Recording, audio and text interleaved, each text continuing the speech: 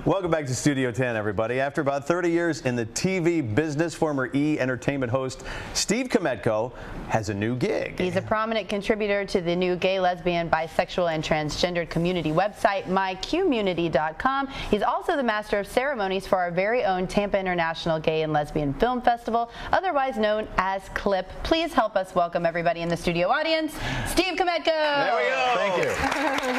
And you asked a great question before we started. You said, do you find this couch low? So low. So you are sitting up straight. It's just we're sinking down. We need a new cushion there. Yeah, My mother we were do. watching this, she'd be saying, you know, why aren't you sitting up straight? Steve, sit up straight. I feel like I am. I can't do it anymore. Yeah. So, okay. When you said, you know, reading a teleprompter, I'm so accustomed to teleprompters. When it said also known as clip, I thought, oh, they're going to put a clip in here. What is this? He's waiting for the clip. Do we have a clip? We don't Do we have a clip? No Not clip. Today. Oh, well. So we were I talking. have seen Gone with the Wind. I just want to go on the record with that. You have? You know, I went to a screening once. They had the 50th anniversary in 1989 at the Museum of Metropolitan Art in Los Angeles. And a lot of the people came dressed in period costumes from Gone with the Wind. I sat next to a woman who had a hoop skirt on, and every time she sat down, my that's where I'd gosh. come up and half the screen was obscured. Can you imagine living in that time period and having to deal with that all the time? That's ridiculous. With this kind of heat? Yeah, oh and my humidity? gosh. Again, we apologize for the lack of climate control. Yeah, and for the, it's basically raining in the studio We right seem now. to be holding up pretty good right now. Yes, We're I dealing, think we're so. dealing. So you're the main man here at the film festival. How'd you get involved with this? For tonight, actually, my involvement with mycommunity.com, thanks for plugging that, and the film festival coincided. They asked me to come down, and my community sponsored my appearance here, and it's just a great opportunity. I like doing these kinds of things, and getting the word out that we're normal people. We've been, the gay and lesbian community has been marginalized mostly by society over the years.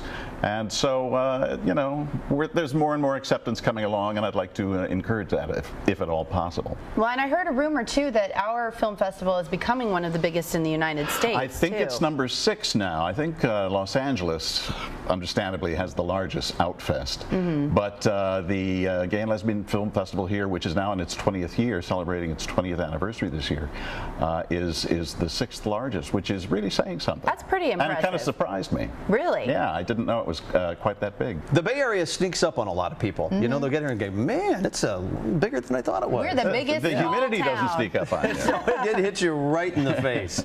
Let's talk about you a little bit. When you first came out, nobody really in the media had come out. Was it more out of a sense of frustration, or was there a sense of fear? I mean, it was a bold step for you to take. Well, no, not really. Yes and no. I waited for a long, long time. Back in 1980, I was at a station in Grand Rapids, Michigan, where I was about to be promoted to the weeknight anchor person. Our anchor man was leaving, he was retiring, and they were going to promote me. I was the weekend anchor.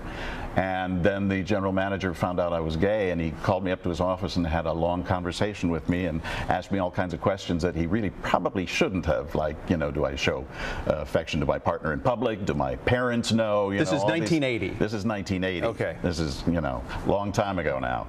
And when we were done talking, he said, you might as well start looking for a new job because you're not going any further here. Wow. So it's a pretty conservative community up there. I think times have changed. But then I got, you know, scared back, way back into the closet.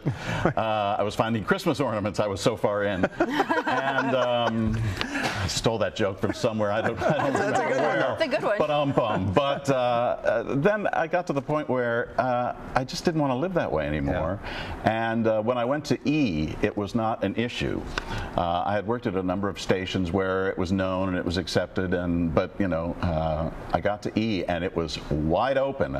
Based in Los Angeles? Based in Los Angeles, and The Advocate, which is a long-time respected publication, gay publication, was after me for a long time to do a cover story. So I finally said, you know, okay, I'll do it. And the primary reason I did it was because I read an article about Nathan Lane, who was on a previous cover, and he talked about the death of Matthew Shepard and how important it was for gay people to come out, be known, let the straight world know that we exist amongst them on a daily basis, so that violent crimes like that would not occur. And that's when I decided, you know, he's right. I need to make a stand here. If the combination of my you know, little bit of notoriety with the fact that I'm gay could make any difference in someone's life or in the world, I think you have to make those decisions. That's such a respectable decision to make, to use your celebrity, as you said, for a good reason, and you're doing it now on a regular basis with My Community. Right. And you're doing what, podcasts and blogs? And I'm doing podcasts for them, and I'm having a great time because, as I'm certain you know, the business of television is changing so dramatically. If you don't change with it, you're going to be lost. So when the opportunity came around, Mary Ruth Kennedy, and I worked with her brother, who's in the studio with me today, Scott Dill, when they called me and said, you know, why don't you get involved in this? I thought it sounded like a great idea, and I could do it from my home in Chicago. And you know, I'll talk to Sharon Gless, for example. I talked to Judy Shepard, Matthew's mother, about a book she wrote not long ago because it's the 11th anniversary. It's hard to believe it's been that long since Matthew Shepard was murdered. But you know, I interviewed, for example, Sharon Gless, who has a film in the film festival tonight called Hannah Free, and we call Scott here in Florida, where My Community is based in Tampa, and he records it, and then we edit it together with our friend Rich Trellis. Did I get the right? Yes, Rich Trellis, who's an excellent editor. And you can check out today's interview. It's really fun. I'm having a great time doing it, and I feel as though I'm a little current. Well, we want to go ahead and show everybody, too, where they would want to go if they actually wanted to check out My Community. We're going to get that up in just a second. I think we're having some technical difficulties. Well, it's spelled a little funny, so it is good if we can get that up. Q-Munity. And there's there it is. There we go. Q-M-U-N-I-T-Y. There's probably water in the system today. There's, you know, condensation. Gremlins, right, live TV. But there you go. So all you got to do is click on Steve's icon, which is like right up in the top left-hand corner of the homepage, and then you can find his page here. I'm wearing orange. You can't miss me, although that's Sharon Gless wearing orange. Yes. We both wore orange to be, you know, coordinated. So tonight is the big red carpet, and this is open to the public, right? All you got to do is come out and buy tickets, and you can see the first film of the festival, which is An Englishman in New York. It screens at 7, but the red carpet is going on from 6 to 7. You can check out some of our local celebrities there as well at Tampa Theater. The perfect venue for this kind of thing. It's so fun and just very, very old Hollywood. Clipfilmfestival.com is where you'll find the information on that, and you can check out Steve's blogs and podcasts at mycommunity.com, and we'll link you directly there at studio10.tv. Give it up for Steve Kmetko, everybody. How about it? Thanks very much. Nice to see you. Having me on. Coming up next, Chevy King Dennis Slater is here with Car Talk when Studio 10 returns.